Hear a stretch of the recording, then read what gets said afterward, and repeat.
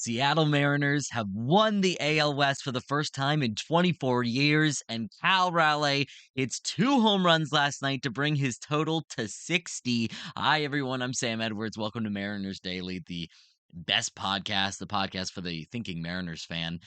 Thanks so much for joining me on this episode. We're covering last night's game. We're covering all of the updates when it comes to each division in the AL. I'm going to do a deep dive on the Blue Jays, see if they're a serious threat to the Mariners. And then we're going to talk about the automated balls and strike system, see what's going on with that. And yeah, it's a big rule change that's coming next year in the MLB, and we got to cover it. Before we get there, though, the game recap here. It's just a glorious time to be a Mariners fan, isn't it? Oh my gosh, for the first time in 24 years, since 2001, the Mariners have won the AL West. They have dethroned the Houston Astros, who have just been on a historic run themselves, and to sweep them at their stadium and then to finally clinch the division at home. It's just fantastic to watch. And Cal Raleigh led the way with 60 home runs. Led off the first inning with a home run. Julio followed it up, back to back homers. And then much later in the game, Raleigh comes up with the crowd chanting MVP. And on the first pitch, which was not a bad pitch, 98 miles an hour, 99 miles an hour right at the bottom of the zone. Raleigh goes down and gets it. And the crowd goes wild. It was absolutely amazing to watch and just incredible. Absolutely incredible. The Mariners win the game 9-2. It's good to see. It's good to see, man. It's just awesome. It's just awesome. It's an awesome time. Um, Yeah, I'm really excited to see what they can do with this playoffs. I think they can do some serious damage. They're like Julio said, they're such a complete team and they know how to get it done in so many different ways, and it's fantastic to watch. Absolutely fantastic. Luis Castillo had a fantastic start as well. I know it's the Colorado Rockies. Let's calm down a little bit, but 7 innings and a 7 and a third innings, 1 hit given up, 1 earned run, 10 strikeouts. He looked great. He looked great. So listen, nothing to scoff at. On the other side, Tanner Gordon on the Rockies side, 3 and a third innings pitched for him, 8 hits given up, 5 earned runs, 3 strikeouts. Not great. Raleigh goes 3 for 4 with 2 homers, obviously. And yeah, the Mariners are just on a absolute heater in September. Since September 6th, they have 1 loss over their past 16 games. Over their last 16 games, not only have they single-handedly put themselves in the playoffs, but won the division. And I know it takes a little bit of, coercing of the Astros to not do great over that time as well, but you go and you sweep them in their home. This team is nothing to play around with. They are legit as legit gets. So, it's been fantastic to watch. So fun. I hope you guys are having fun too, because it's just getting started, baby. I can feel it. I can feel it. I don't think they're losing in the division series. I don't think they are. I think we're going to the championship series. And you know what? Tough to see who could beat us. But let's cover one team that could be a threat. Possibly. Possibly. Let's cover the Blue Jays here. I figured we'd deep dive into one of these teams, which I have an update at the end of the episode of like what's going on with their division, because the East and Central divisions in the AL are more than up for grabs. It's crazy. We're going to get to it at the end of the show. But before that, Blue Jays breakdown. Overall, the team stats, their hitting has just been absolutely fantastic. They are first in K percentage. They are striking out the least amount in all of baseball, in all of Major League Baseball. As a team, they're slashing 266, 334 with a 425 slugging percentage, which is seventh slugging percentage in all of Major League Baseball. They have a 329 WOBA, but a 340 Team X WOBA. So maybe they're even getting a little unlucky hitting wise. Runs created plus, they've got a 112 as a team, which is tied for fourth in the major leagues, which is also where the Seattle Mariners are. They're tied with the Mariners for runs created plus. They're second in hitter war with 30.5, second overall. They're only 16th in barrel percentage, though, and 13th in hard hit percentage. So they're not hitting the ball extremely hard as a team. But either way, George Springer, who is just I'm not gonna do a player profile on him, obviously, because he's not a Mariners player, but like he's incredible. And his resurgence should be studied. I don't know what happened, and I'd love to know what he did in the offseason, what changes he's made, because I have no idea. I just know that he's having an insane season and his best season since who knows when, 2018 maybe? I don't know. But just a huge resurgence. He's got 564 plate appearances, 30 homers, 16 stolen bases. The walk percentage is at 11.5. He's got a 163 runs created plus. He is a serious threat. And yeah, I'm definitely I'd definitely be a little I'm definitely a little worried about him. He's hitting 306, 395, 552 for the season. Now, once again, these are last night's stats. I had to write these down last night, so don't come for me when you're like, he's not hitting 306 anymore. Yeah, no, don't do that. Because what are you gonna do? Alejandro Kirk, the defensive wizard behind the plate for the Blue Jays. He's been a key fixture for them. A 113 runs created plus, nothing to scoff at for a catcher, but 4.1 F4 on the season for him is that's the moneymaker right there, and it speaks to how good his defense is. Because he hasn't even hit 500 plate appearances yet. He's got 490 plate appearances on the season and a 4.1 F4. That's insane. Oh my gosh. Vlad Guerrero Jr. Vladdy is having a very good season, but I will say maybe a little disappointing, especially in the homer department. Only 23 home runs over his 660 plate appearances. So he's still hitting the crap out of the ball. It's just not the power that we expect to see. He's walking like crazy, 12.3 walk percentage, a 142 runs created plus, also a 4.1 F4 on the season. Bo Bichette is also having a very good season. It's very interesting with these guys. I never would have guessed Springer to be the best power hitter on this team, but it looks like he is. Bo Bichette is hitting very well, 311 for the batting average, 352 on base, and a 483 slugging. So once again, nothing to scoff at, but they're not hitting home runs. 18 home runs for Bichette, a 134 runs created plus overall. So he is a very good hitter. It's just not hitting for power necessarily. So which is fine, I guess, but it's kind of interesting. They are just obviously a very scary hitting team because their lineup is so freaking deep, almost as deep as the Mariners. I would say I still would take the Mariners lineup over the Blue Jays. So fret not. I don't think. I think the Mariners can beat the Blue Jays. I think they can. And maybe I'm just too confident right now. After that big win and the big moments that we've had over the past week doing this show. I don't know. Oof. I don't know, but I'm not too scared of I'm a little worried. I'm a little worried about the Blue Jays offense, but it's nothing that the Mariners can't handle. I'll say that. Let's cover the pitching here. They are an interesting pitching group. Team ERA is a 4.23, which is 19th in the majors. A 4.30 FIP, which is 23rd overall in the majors.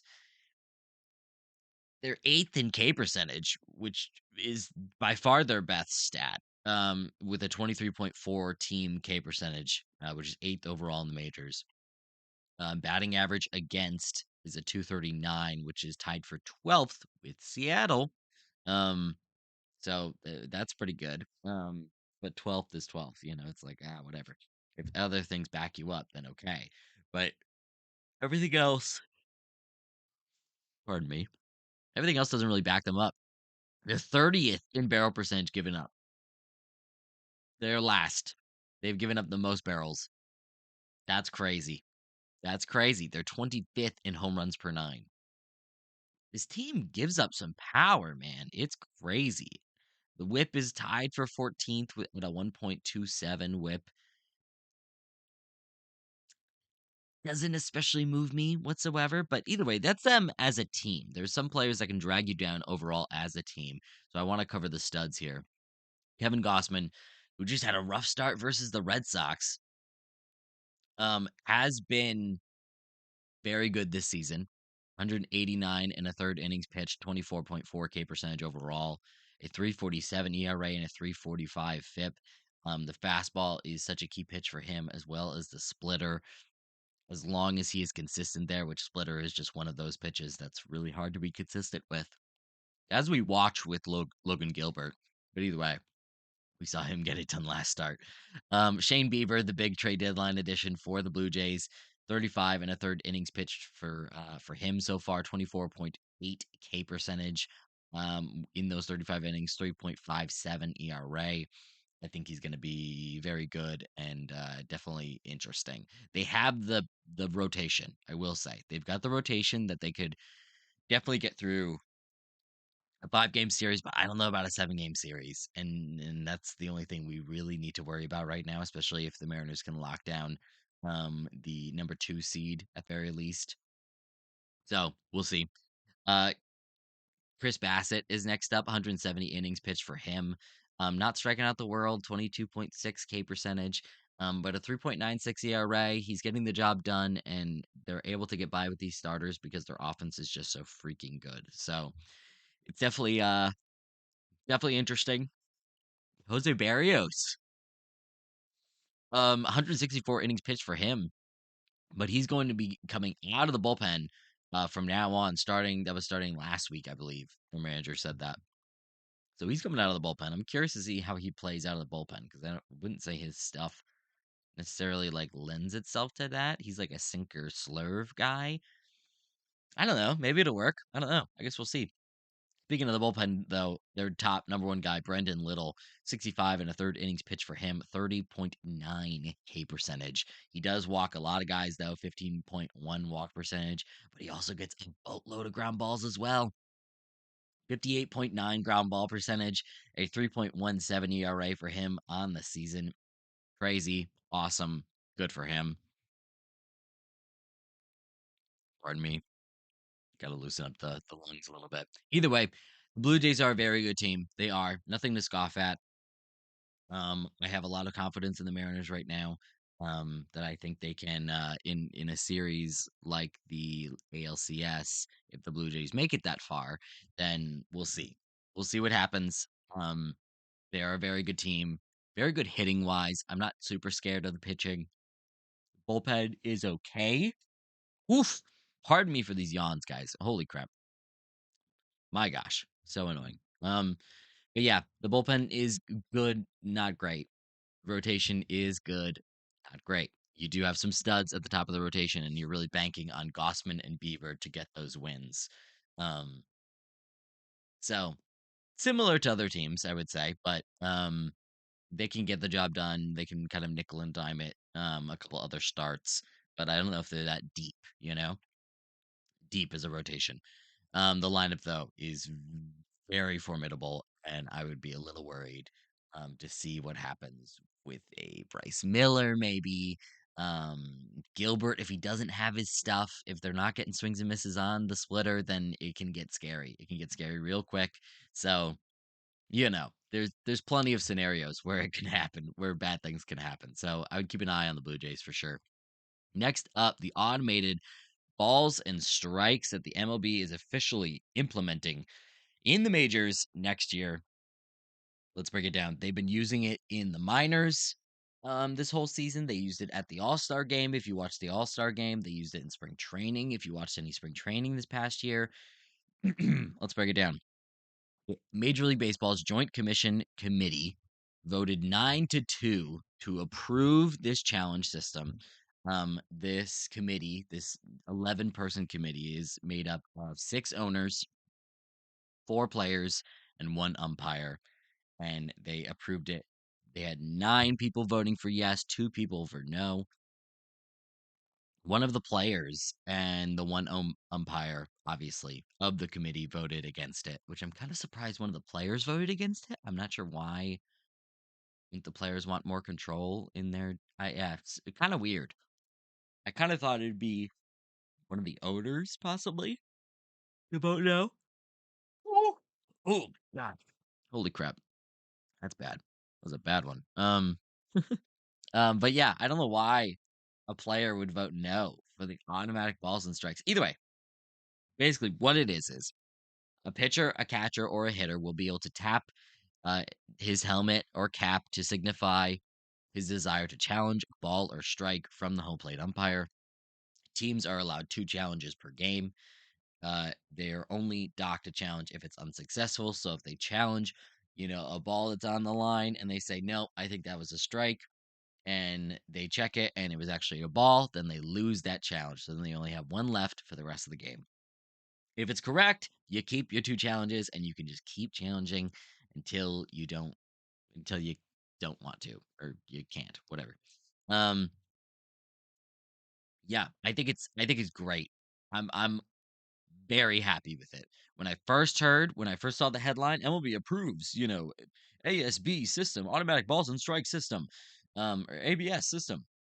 I was like, it's a challenge system, right? Like we're not just going straight, robo umps, for the entire game. Like, because I don't want that. I really don't want that. I think the challenge system is by far the best thing. It worked flawlessly in the All-Star game. It's very quick. It's not like it takes forever. And even if it did take a little long in the beginning, I'd be okay with it because I know they're gonna iron out those problems and just soften it out and get it nice and smooth that it fits right into the game. I think it's perfect. I think it's awesome. I always thought you're not allowed to argue balls and strikes was the stupidest thing ever and just so frustrating. And I'm sure there's a reason for it, but as a fan, it made me very, very frustrated. And yeah, so I'm extremely happy with this. And yeah, and it's not like so the dugout is not allowed to have the team's replay coordinator review the pitch and then call for a challenge 10 to 15 seconds after the pitch. No, it has to be right away, and I love that. That's awesome. It adds a little bit of risk to it, and then also I can't wait to like I can't wait for the new stats. I can't wait for the new stats of like who is the best. Because there's definitely going to be some catchers that are going to be the best at this, and definitely some pitchers as well. I'm really excited, and who's going to be the worst at it? I'm excited. I'm really excited. Every pitcher and catcher always, they always feel like they know the zone, and I feel like that's just like a confidence thing that they have. But I'm really curious to see if somebody doesn't. If somebody doesn't know the zone, that'd be kind of funny. So I think it's a great storyline. It's a great new thing to add to Major League Baseball to make it the best product it can be, and to give you the most accurate calls they can be. So I'm happy. I'm definitely not super excited for the first like walk off situation that comes from a challenge. That does nothing for me. It's not exciting. You want to see the ball in play. You want to see, because like anytime a pitcher walks a guy, for a walk off, it's no fun. Give me a pass ball. Give me something. Give me a hit. Give me anything. But a walk, it's just like sad. So I'm not looking forward to that necessarily, but overall, I think the game will be better for it. Let me know what you guys think. Let me know. Let me know. Do you hate it? Does anybody hate it? And why? Why would you hate it? And I would love to talk you out of it. I think it's great for the game. I think it'll give you more correct balls and strikes. I do think umpires are probably better than we think they are. But when you're watching one of those games and the umpire sucks, it just finally we have something on our side that we can go challenge the call and show that they were wrong. Show them that they were wrong. And I also think that it very easily could make umpires better. So I think that's well worth it. That's worth it right then and there. Make the umpires better. Yeah, perfect. All right, finally, we're giving you an update on every other team in the AL because there's a lot of craziness, a lot of insaneness. First off, the Mariners are still looking at that coveted number 2 seed, which would mean they would get a bye through the first series. They would get a bye into the division series, basically. Um, and that would happen if they win, if they get their next win, or Cleveland gets a loss, which seems to be impossible right now. The Guardians just won 5-1 versus the Tigers to tie them for the division. Tigers and Guardians are tied in the AL Central at the top of the division. And then the Yankees beat the White Sox 8-1. and they tied the Blue Jays for the division lead in the AL East. Bro, when was the last time in the last week of the season we have seen these divisions so freaking close? I mean, I feel like it's usually the AL West that we're biting our nails on. Like, it's just, this is crazy, man. This is crazy. Boston won 7-1 versus the Blue Jays. So Boston stays in the wild card race. And the Yankees beating the White Sox now tie the Blue Jays for the division lead, and the Blue Jays lose. This is the second one in a row the Blue Jays have lost. It's crazy, man. Absolutely insane. I'm so curious to see what happens, especially, I mean, Guardians and Tigers is another huge thing. So normally, I broke down the Blue Jays. We might be facing the Blue Jays in the first round. I don't know. I don't know. We got to lock down that number 2 seed at the very least. The number 1 seed is probably going to be either the Yankees or Blue Jays. Whoever wins out on top there, I have no idea what's going to happen there. So we'll see. Red Sox are staying in the race. 7-1 win over the Blue Jays. Blue Jays are just lying down at this point. Like, it's not working out. And the Tigers, talk about lying down. Talk about collapsing. The freaking Tigers have collapsed. And it's crazy to see. But either way, we gotta look for the Guardians to lose. Guardians gotta lose or we gotta win. And a win feels like a given almost with this Mariners team. I swear. It doesn't feel like we're gonna lose ever again. I feel invincible. I feel invincible. How are you guys feeling? Are you still tentative? Are you still nervous? Can you finally relax with the division win? Can you celebrate? How do you celebrate? How do you celebrate? Yeah. Thanks, guys. Thanks for listening. Please subscribe if you enjoyed the show. I really appreciate it. I'll see you back tomorrow. Have a good one.